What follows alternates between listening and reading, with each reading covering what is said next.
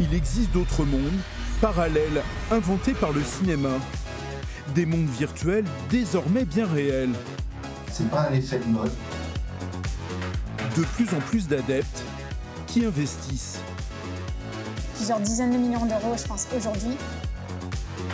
Peut-être un nouvel Eldorado pour l'art. Il y a un an, pas grand monde ne savait ce que c'était que le métaverse. J'en ai vendu une petite quinzaine. Inondé de crypto-monnaies où la spéculation enivre. Le NFT, c'est le droit de propriété sur une œuvre. On est dans ce qui peut se faire de mieux.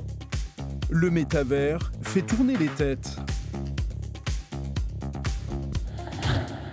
Une fois par mois, cet immeuble du 11e arrondissement attire les curieux qui veulent se plonger dans les mondes virtuels. Beaucoup d'inscrits, ils participent à une réunion publique pour découvrir le métavers. Pendant 1 heure, Bertrand va vanter les mérites d'une technologie qu'il considère comme révolutionnaire. Donc le métavers, c'est quoi? C'est comme Internet. Au lieu d'être devant, vous êtes dedans. Ils sont jeunes et tous un peu geeks.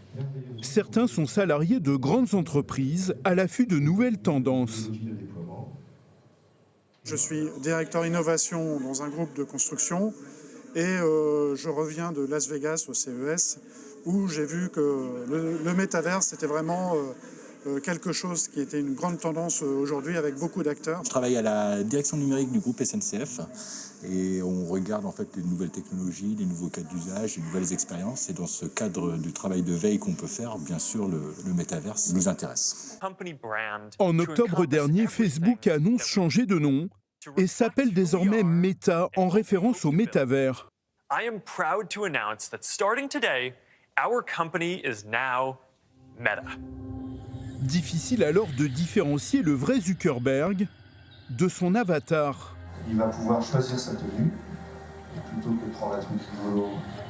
All right, perfect. Le réseau social va investir 3 milliards de dollars et Internet s'emballe. À leur tour, les autres géants de la techno annoncent des investissements records. Casque sur la tête, manette en main, les participants plongent dans le métavers. Il y a des palmiers, parfait. Et il y a un écran devant moi.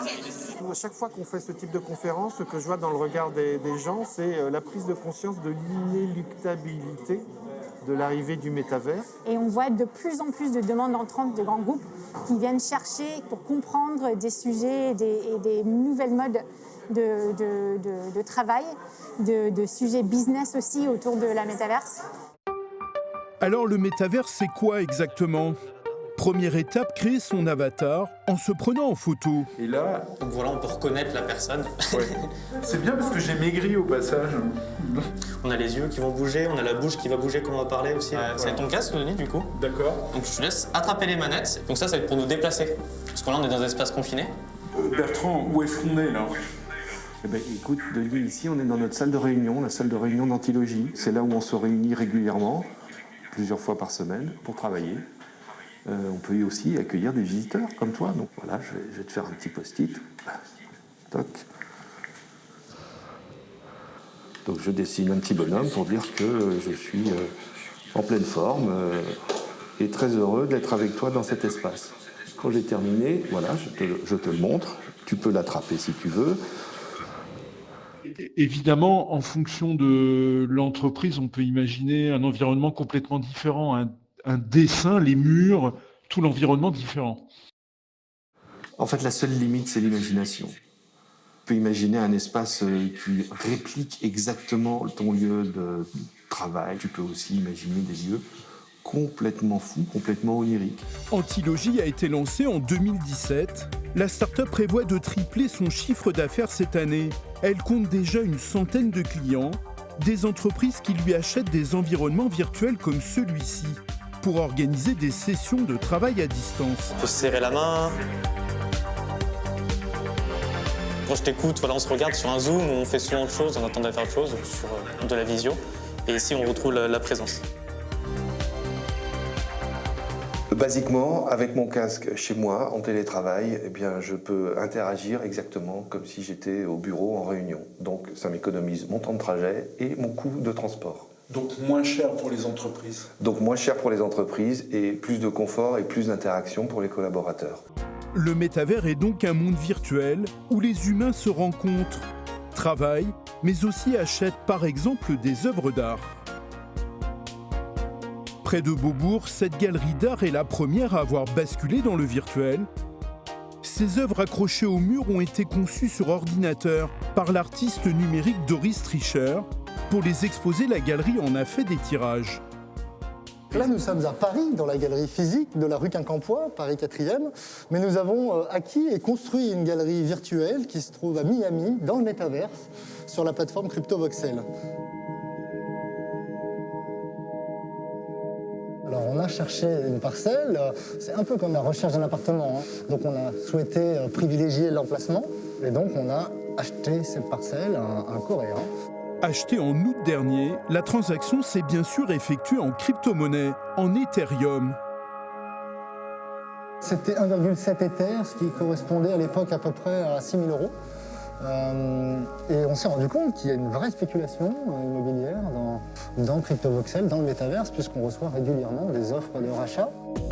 Dans cette galerie de 3 étages, les clients montent les escaliers, découvrent les œuvres et peuvent les acheter payables en Ethereum évidemment. Tarif 0,4 Ether dans le métavers, environ 1 000 € dans la galerie parisienne.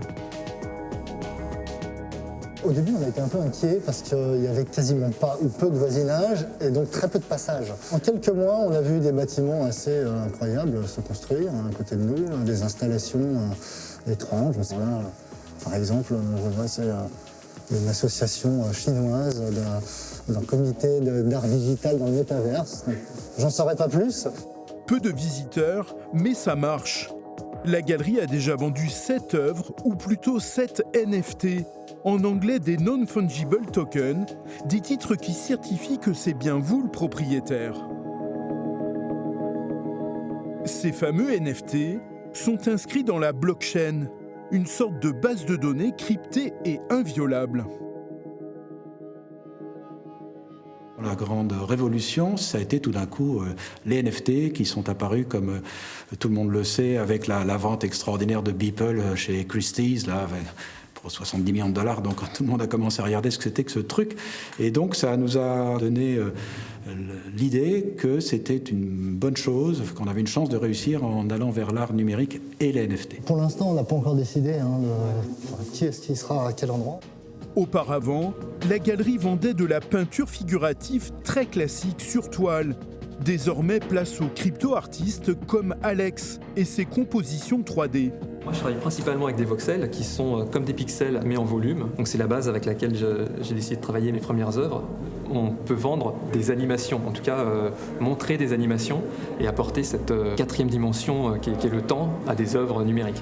L'acheteur de ces NFT doit alors regarder son œuvre sur un support numérique. Il peut le mettre sur son écran d'iPhone, il y en a beaucoup qui sont des fonds d'écran. De plus en plus, on va acheter des écrans à mettre au mur pour mettre des œuvres, comme des cadres numériques où on mettait avant les photos de famille. Maintenant, pourquoi pas mettre des œuvres ?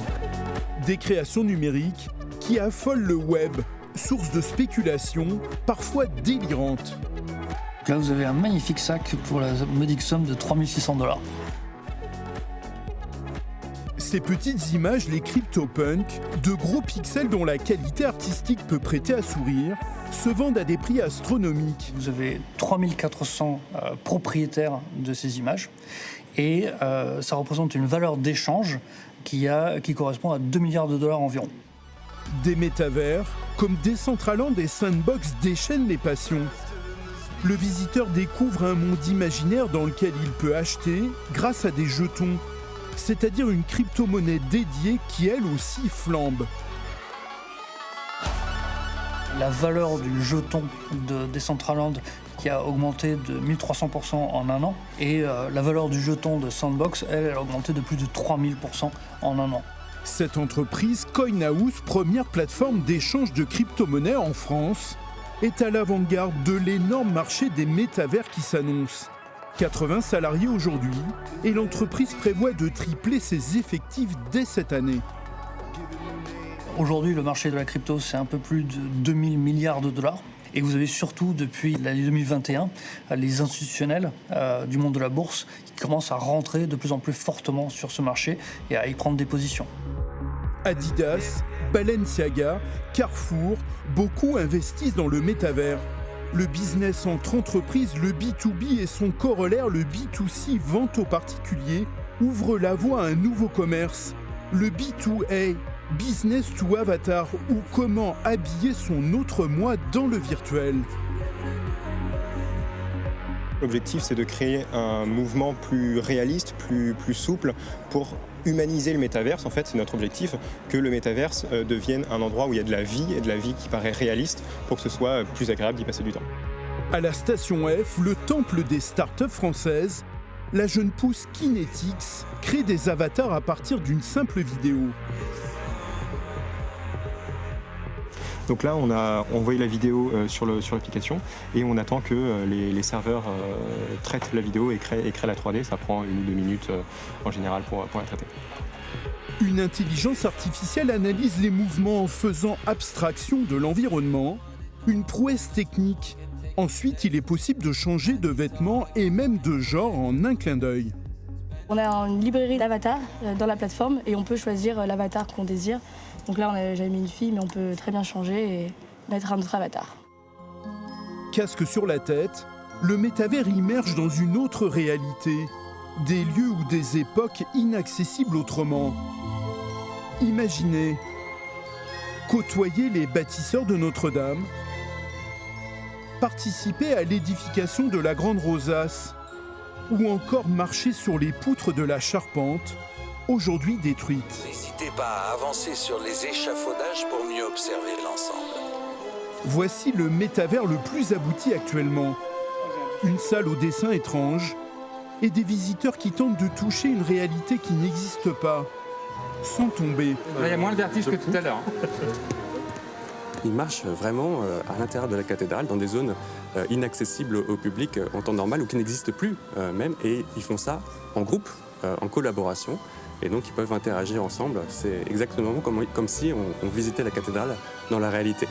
Si vous voulez vous approcher d'un objet, simplement vous y allez en marchant. Vous êtes vraiment dans le volume naturel, la 3D à taille réelle. 2 ans de travail pour ce métavers culturel réalisé dans le cadre de la reconstruction de Notre-Dame. Dans le futur, des combinaisons à retour haptique procureront les sensations du toucher et de la pression. Tu le sens, ça ? Des gants analyseront le mouvement des doigts et des chaussures connectées capteront les déplacements sur place. L'immersion dans la réalité virtuelle sera alors encore plus réelle.